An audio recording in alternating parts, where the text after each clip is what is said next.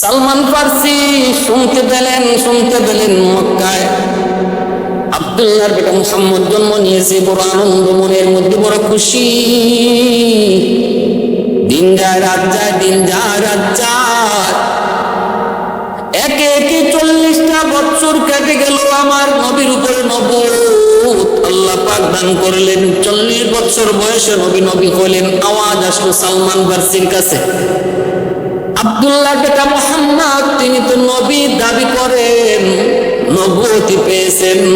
এই আওয়াজটা হওয়া মাত্রই সালমান মনে মনে সিদ্ধান্ত নিলেন, আর টাকার সুযোগ আমার নাই, এখনই আমি আল্লাহর সেই মহামানব, আল্লাহর সেই গোলামের কাছে আমার এখনই যাইতে হবে। সালমান ফার্সি রওনা দিয়ে দিলেন। সালমান ফার্সি রওনা দিয়ে মক্কায় চলে আসলেন, আমার নবীর কাছে আসলেন, সাথে কিছু সদকা নিয়ে আসলেন। সদকা, কারণ ওই খ্রিস্টান পার্টি জানায় দিছে সে সদকা খাবে না। সদকা নিয়ে আসলেন পরিচয়ের জন্য। আমার নবী, রহমতের নবী, মায়ার নবীর সামনে এসে তিনি বসলেন, দিলেন সদকাটা সামনে দিলেন। মায়ার নবী বলতেছেন, আমি সদকা খাই না। সালমান ফার্সি মনে মনে কয়, আমি তো সদকা বলি নাই। তিনি বলতেছেন, আমি সদকা খাই না। সালমান ফার্সি ওই দিন চলে আসলেন নবীর কাছ থেকে। এর পরের দিন তিনি কিছু হাদিয়া নিয়ে নবীর কাছে হাজির হলেন। আল্লাহ নবীর কাছে রাখলেন আর বলেন, নবী গো এটা হাদিয়া। নবীর সাথে সাথে হাদিয়া গ্রহণ করলেন সালমান ফার্সি। তিনি দুটোটা পেয়ে গেলেন। সালমান এইবার 3 নম্বর একটা আলামত বলেছিল, তার পিঠে রয়েছে মোহরে নবুয়ত।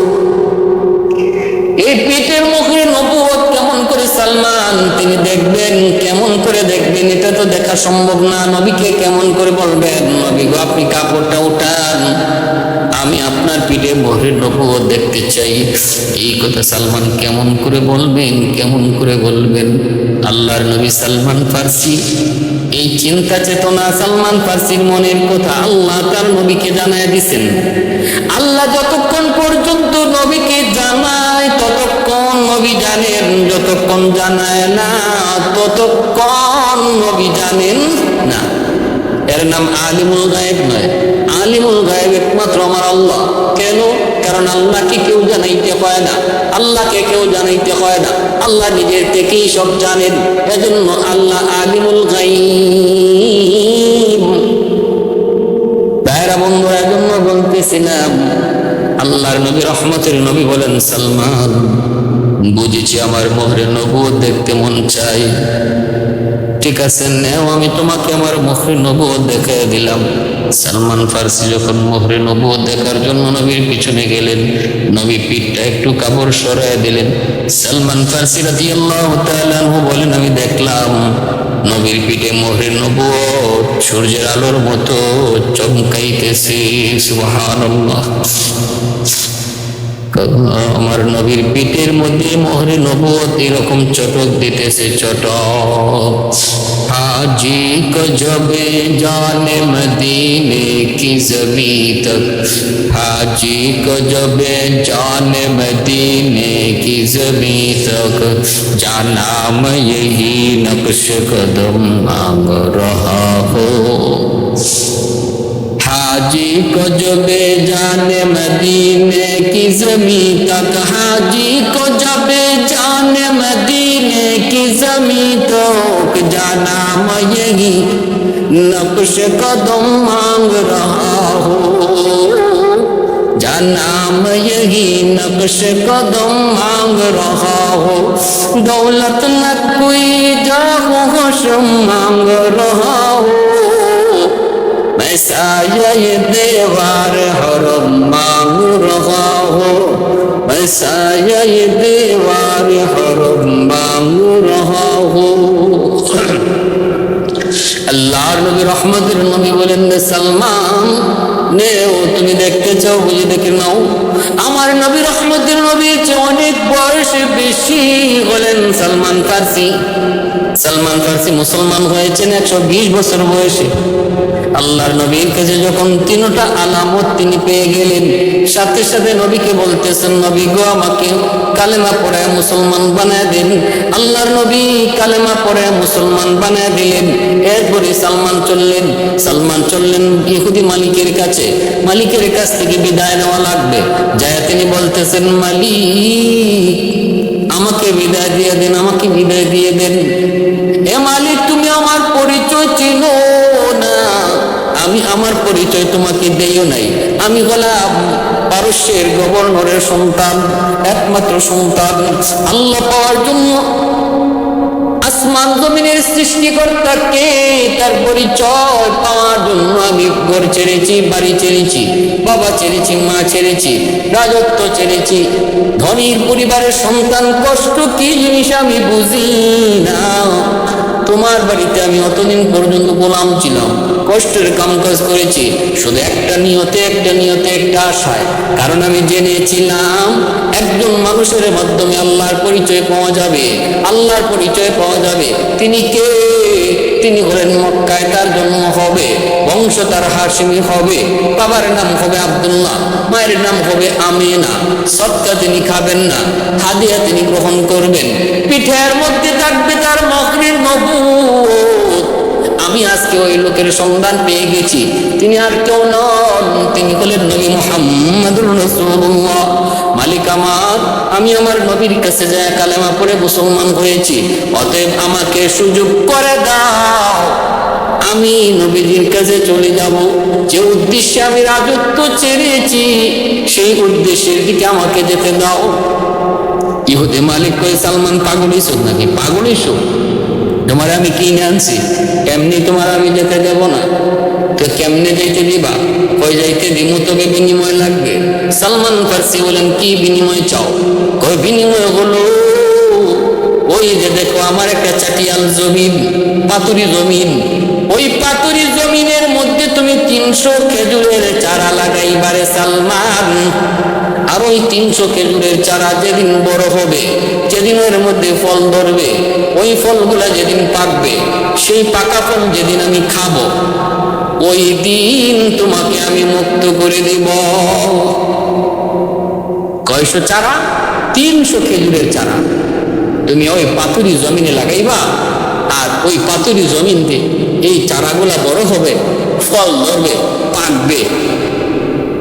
যেদিন পাকা ফল আমি খাবো, ওই দিন তোমাকে মুক্ত করব। সালমান ফার্সি রাদিয়াল্লাহু তাআলা আনহু হতাশ হয়ে গেলেন, হতাশ। এখন ওই পাতুরি জমিন, এই পাতুরি জমিনের মধ্যে চারা গাছ জন্মাবেই না, মাটি নেই, খালি পাথর। 2 নম্বর কোনো চারা যদি জন্মায়, এই চারা বড় হবে, ওই চারা বড় হইয়া ফল ধরবে, সেই ফল পাকবে। একটা খেজুরের চারা থেকে চারাটা বড় হইয়া খেজুর ধরা এবং পাকা পর্যন্ত মিনিমাম সময় লাগে 15 বছর। 15 বছরের আগে খেজুর গাছে খেজুর আসে না, পাকা ফল খাওয়া যায় না।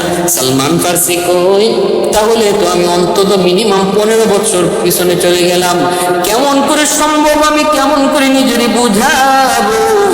কেমন করে আমি নিজেরে মানাবো? আল্লাহর নবীর কাছে সালমান ফার্সি চলে গেলেন, যা বললেন, নবী গো, আমি তো আপনার দরবারে আসতে চাই, কিন্তু আমার ইহুদি মালিক এসে এই শর্ত লাগাইয়া দিছে। কেমন করে এই শর্ত পূরণ করা সম্ভব? কেমন করে আমি এই শর্ত পূরণ করব? কিন্তু আমার তো আর থাকতে মন চায় না, আমি তো আপনার দরবারে আসতে চাই। আল্লাহর নবী বললেন, সালমান টেনশন নাই, চিন্তা নাই। নবী সাহাবীদেরকে বলেন, সাহাবীরা প্রত্যেকে একটা করে খেজুরের চারা দিয়ে দাও, যার যার বাগান থেকে একটা খেজুরের চারা নিয়ে আসো। 300 খেজুরের চারা এক জায়গায় জমা হয়ে গেল। আল্লাহর নবী খেজুরের চারাগুলা নিয়ে ওই চাটিয়াল ময়দানে আসলেন। আইসা নবী বললেন, সালমান তুমি গর্ত করো, গর্ত করো। আর সাহাবীদেরকে নবী বলেন, তোমরাও গর্ত করো, গর্ত করে চারা লাগাও। চারা লাগাই আল্লাহর নবী নিজে পানি দিতেছেন। হযরত ওমর ফারুক রাদিয়াল্লাহু তাআলা নবী বলেন, ওমর আমার সাথে চারাতে পানি দাও। নবী পানি দিতেছেন, ওমরও পানি দিতেছেন। 300 খেজুরের চারা এইভাবে লাইন করে লাগাইলেন। এরপরে মায়ার নবী চারাটা লাগায় সাহাবায়ে কেরামদেরকে বলেন, সাহাবীরা একটু হাত বাড়াও, আমাদের কাম আমি কোমরা করেছি, বাকিটা করবেন আমার আল্লাহ। والذين جاهدوا فينا لنهدينهم سبلنا وإن الله لمع المحسنين।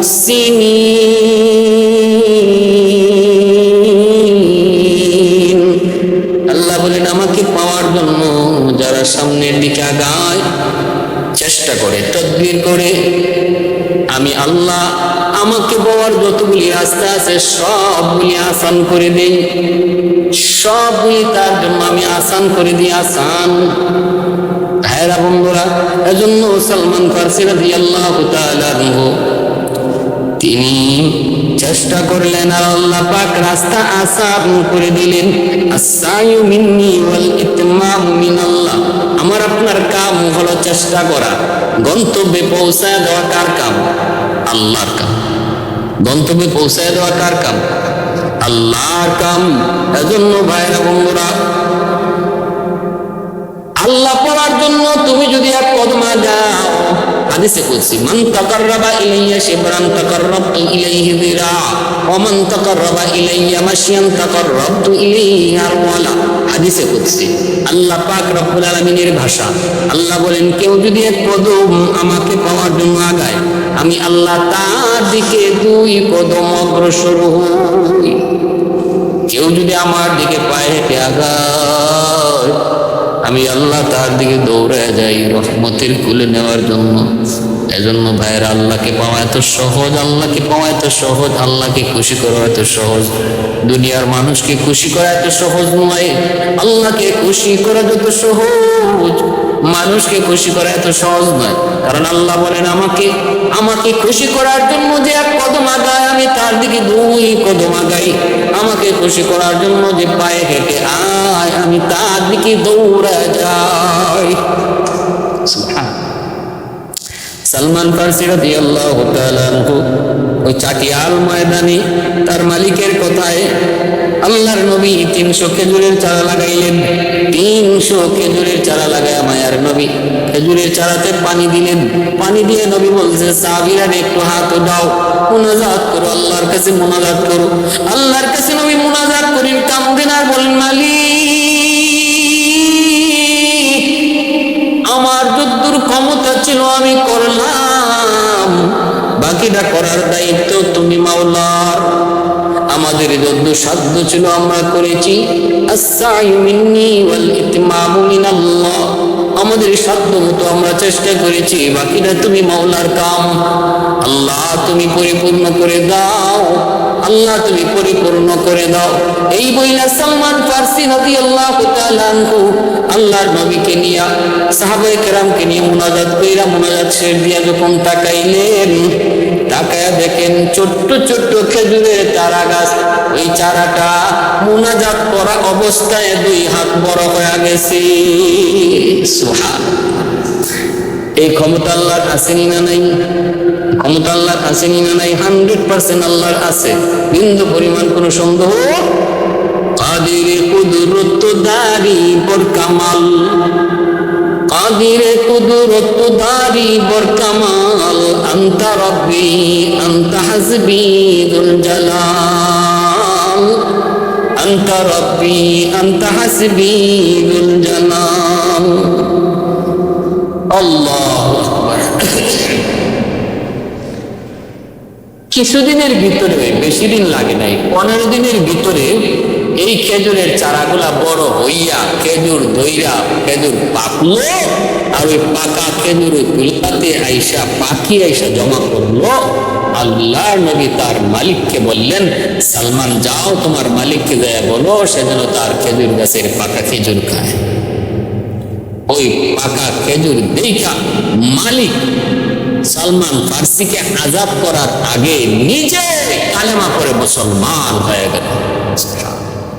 ইয়া রাসূলুল্লাহ, আপনার হাতে এত বরকত, আজ আমি সেই নবী কি চিনলাম না, যে সত্য নবী, এত বড় সত্য নবী, যার হাত লাগা হাতের মধ্যে আল্লাহ এত বরকত দিয়েছে, যার দ্বারা অন্ধকার সমাজ আলোকিত সমাজ হয়েছে, যার দ্বারা অন্ধকার মানুষগুলো আলোকিত মানুষ হয়েছে, যার দ্বারা মানুষ খালিক আর মালিককে চিনেছে।